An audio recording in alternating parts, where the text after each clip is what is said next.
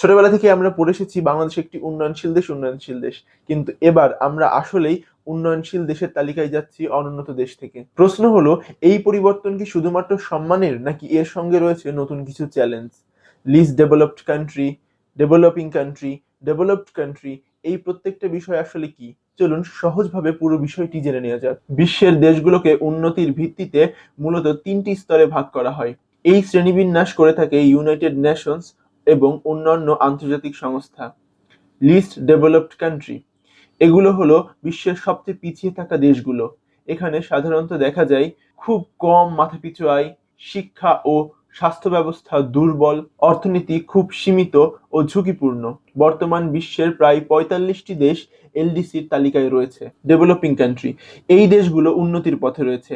শিক্ষা, অর্থনীতি ধীরে ধীরে বাড়ছে, অবকাঠামো উন্নতি হচ্ছে, দরিদ্রতা কমছে, কিন্তু এখনো পুরোপুরি নিয়ন্ত্রণে নয়।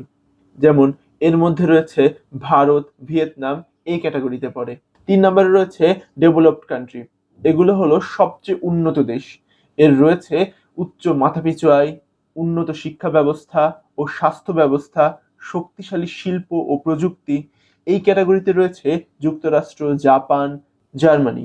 একটি দেশ লিস্ট ডেভেলপড কান্ট্রি থেকে অর্থাৎ স্বল্প উন্নত দেশ থেকে উন্নয়নশীল দেশের ক্যাটাগরিতে যেতে হলে ৩টি শর্ত পূরণ করতে হয়।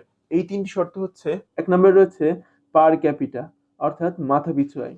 একজন মানুষের গড় আয় কত? এটি একটি দেশের অর্থনৈতিক শক্তির প্রধান সূচক।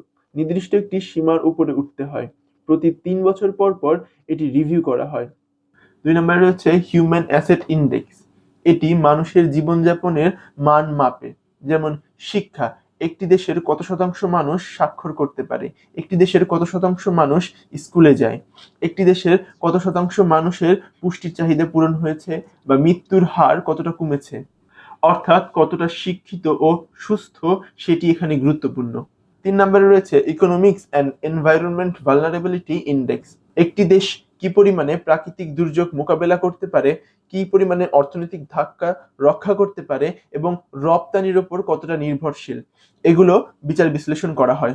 একটি দেশকে এই ৩টি সূচকের মধ্য থেকে কমপক্ষে ২টি সূচককে অতিক্রম করতে হয়, আর এটি ২ বার ধরে রাখতে হয়, অর্থাৎ ৬ বছর ধরে রাখতে হয়। তবেই একটি দেশ অনুন্নত দেশ থেকে উন্নয়নশীল দেশের লিস্টে পৌঁছতে পারবে। বাংলাদেশ এই লিস্ট ডেভেলপড কান্ট্রির তালিকা থেকে বের হওয়ার পথে। ইউনাইটেড নেশনসের মতে ২০২৬ সালে বাংলাদেশ পেতে যাচ্ছে উন্নয়নশীল দেশের স্বীকৃতি। বাংলাদেশ উন্নয়নশীল দেশ হলে আন্তর্জাতিক মর্যাদা বৃদ্ধি পাবে, বিদেশি বিনিয়োগ বাড়বে, কিন্তু এর কিছু অসুবিধাও রয়েছে। অনুন্নত দেশগুলো যখন কোনো পণ্য বিদেশে রপ্তানি করত তখন শুল্কমুক্ত সুবিধা পেত। এছাড়াও বিদেশ থেকে বিভিন্ন সময় বিভিন্ন অনুদান পেত এবং সহজ শর্তে বিভিন্ন ঋণ পাওয়া সম্ভব ছিল। কিন্তু উন্নয়নশীল দেশের তালিকায় যখন অন্তর্ভুক্ত হবে তখন এই সব সুযোগ সুবিধা অনেক সীমিত হয়ে যাবে। যখন বিশ্বব্যাংক বা আইএমএফ থেকে ঋণ নেবে তখন ঋণের সুদের মাত্রা বৃদ্ধি পাবে।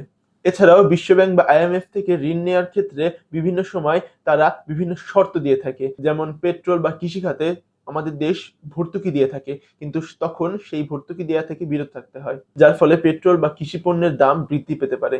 বাংলাদেশের এই পরিবর্তন নিঃসন্দেহে একটি বড় অর্জন। এটি শুধুমাত্র গর্বের বিষয় না, এটি একটি বড় দায়িত্ব। প্রশ্ন হলো, আমরা কি এই নতুন চ্যালেঞ্জের জন্য প্রস্তুত?